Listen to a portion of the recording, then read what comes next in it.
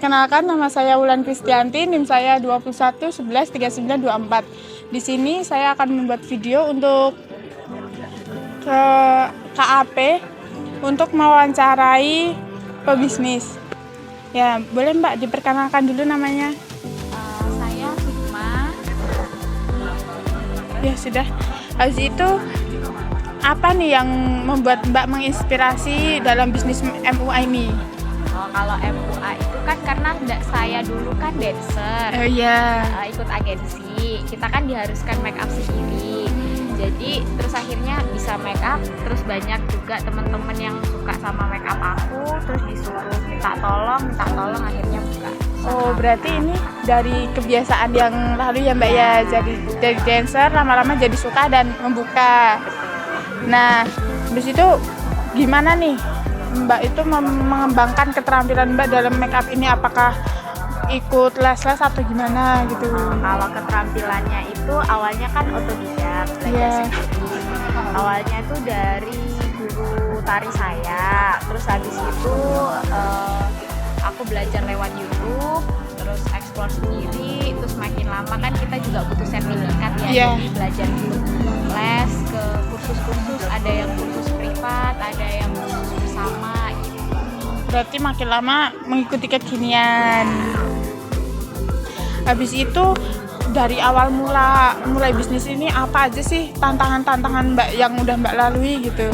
Kalau make up itu tantangannya sebenarnya lebih ke apa ya? Ke trennya, karena trennya itu kan cepet banget berubah ya. Sedangkan kita biasanya kan kita baru belajar ini, baru bisa trennya berubah lagi. Kita harus belajar lagi hal baru. Terus belum lagi menyesuaikan produk. Biasanya tuh banyak klien-klien yang maunya nih sama produk ini gitu. Padahal kan itu belum tentu menurut dia bagus, belum tentu di kita juga. Berarti ini kadang tuh dari kliennya sendiri menghendaki pakai make up yang dia mau, padahal belum tentu itu make up itu bisa cocok di waktu itu gitu ya. Karena kan sebenarnya semua produk itu nggak ada yang jelek, cuman kan beda juga untuk acara apa, untuk ketahanannya juga nggak tentu tahan. Habis itu dari awal mula Mbak itu mulai itu kan dari temen nih pertama. Habis itu lama-kelamaan Mbak itu promosinya pakai apa nih? Pakai gimana gitu? Kalau aku promosinya cuman via Instagram. Terus dari temen-temen, dari orang ke orang sih, biasanya lebih ke seperti ini nih ada yang rekomendasiin gitu. Cuman saya pernah ikut satu sponsor waktu itu acara duta. Jadi saya make upin salah satu duta yang kebetulan di tag juga saya. Berarti itu promosinya Mbak itu hanya dari orang ke orang gitu ya kan? Ya, yang sosmed pernah sekali yang sekali ya. Habis itu dari awal mula sampai sekarang itu adakah klien yang bener-bener gimana ya susah buat ditanganinya gitu? Atau semuanya kayak gimana ya, kayak mulus-mulus aja gitu? Yang susah itu sebenarnya bukan di make upnya ya, di orangnya yang ribet. Dalam artian gini, kita ada janji jam 4 gitu kan, sedangkan selanjutnya kan kita ada program lain, acara lain gitu. Cuman tiba-tiba molornya sampai 2 jam dan itu kan mempengaruhi aktivitas yang lain. Itu berarti sih pernah sering-seringnya itu paling parah ya Mbak ya, tentang waktu. Masalah waktu. Habis itu Mbak itu sekarang nih ada nggak mentor atau gimana ya, kiblat khusus buat make up itu ada nggak? Banyak, tergantung. Dulu kan aku suka make up yang lumayan medok ya. Itu biasanya aku pakai Benny Suromba itu bagus. Cuman kan sekarang lebih ke Korea gitu ya. Habis itu ke natural look gitu. Natural look yang sebenarnya nggak bisa di semua orang pakai gitu. Itu tapi tetap aku pelajari dan kebetulan klien aku rata-rata mintanya selalu yang natural. Jadi aku harus belajar lagi gitu. Karena mungkin sekarang itu lagi ngetrennya natural ya. Jadi semua orang tuh kayak berbondong-bondong buat mengikuti itu gitu. Betul. Itu aku di Vina Gracia. Oh, Vina Gracia. Ya habis itu menurut Mbak nih gimana kayak menentukan harganya, kayak misal buat wisuda segini, buat nikahan segini, buat apa gitu segini, gitu gimana? Kalau harga itu kan ada biaya operasionalnya juga untuk bahan satu kali pakai, bahan terusan, dan juga baru ada untung. Nah, untuk yang membedakan itu kan biasanya kalau wisuda kita kan acaranya itu kan hanya berlangsung mungkin setengah hari ya. Iya, Jadi setengah hari. kuncinya hanya di completion selesai. Sedangkan untuk acara-acara seperti engagement atau acara yang lebih serius lagi nikah, selain dia di completion, dia juga banyak di detailnya. Karena semua orang kan fokusnya di saat itu adalah klien itu kan. Iya.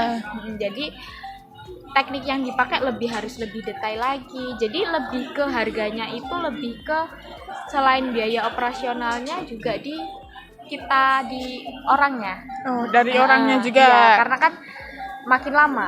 Iya, makin lama. Buat ketahanannya ya, jadi semakin lama gitu. Ketahanannya, detailnya juga. Habis itu nih, yang paling diminati dari pas awal-awal Mbak memulai ini tuh apa jenis make up-nya? Dulu malah art make up. Oh, jadi sekarang tuh kayak istilahnya banting setir ya? Iya, soalnya jarang banget yang mau art make up. Iya, soalnya mungkin sekarang udah nggak ngetren lagi gitu, Iya, jadi nggak ada mungkin sudah acara beda. juga Iya. buat art make up, jadinya larinya ke beauty make up sekarang. Habis itu kayak yang apa nih yang membedakan MUA yang Mbak bangun ini sama yang lain? Nah, dulu itu kan musim ketika make up lagi tren belajar make up, Iya. orang tuh baru bisa make up dia langsung buka. Oh iya, banyak sekarang pun banyak, jadi kayak pelanggan pertamanya itu buat percobaan gitu. Baru basic langsung sebenarnya kita memang, bahkan aku yang sudah menggeluti dari 2018 tuh masih fokusnya di basic. Iya. Untuk di pro masih jarang sekali saya pakai karena memang ngelihat gimana ya, kita kan terus belajar Iya, dari terus berkembang. evaluasi gitu kan. Nah, aku tuh nggak berani kalau 1-2 kali coba terus langsung buka, itu nggak berani. Oh. Nah, rata-rata teman-teman saya banyaknya langsung buka. Oh. Kalau Mbak sendiri kan pasti takutnya itu hasilnya mengecewakan buat kliennya ya. Jadi pasti belajar dulu gitu. Menurut Mbak kan tadi bilang nih bukanya dari 2018 ya. Iya. Terus pas Covid kemarin tuh gimana? Mbak mengatasi, kan pasti udah ada pegawai dong. Itu buat mengatasinya tuh gimana pas zaman Covid? Kalau Covid saat itu kan kebetulan aku ada kerjaan tetap waktu itu. Iya. Jadi ini tak buat freelance. Nah, untuk itu tuh masih ada, syukurnya tuh masih ada, dan mereka itu biasanya acara-acara yang memang bridesmaid doang, karena kan cuma iya. pemberkatan di gereja, Kan, jadi bridesmaidnya keluarganya cuma datang gitu, masih ada gitu. Oh, berarti ini ya cuman dari menurun sih pasti, tapi alhamdulillahnya masih ada, Masih berjalan. ada, cuman dikit, dan Iya. waktu itu juga tak buat untuk belajar juga sih, karena kebetulan kan akhirnya kan banyak kursus, buka kursus Iya. kan para senior Iya. saya. Jadi nah saat itu saya buat upgrade skill juga. Oh, berarti buat upgrade ya, lebih betul. mementingkan itu gitu. Habis itu Mbak pernah nggak kayak pas awal-awal buka atau sampai sekarang gitu tuh ada yang pernah buat kesalahan sampai yang payungnya itu tuh ini banget gitu, marah banget gitu? Kalau marah itu pernah sekali karena di cancel.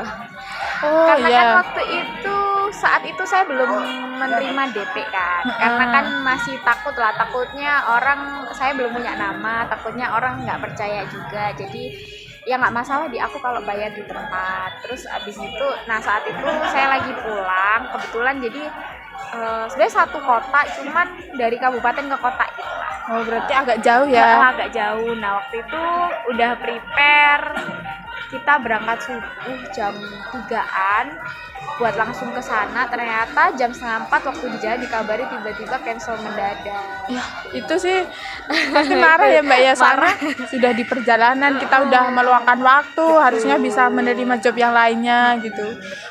Ya, terima kasih ya Mbak ya.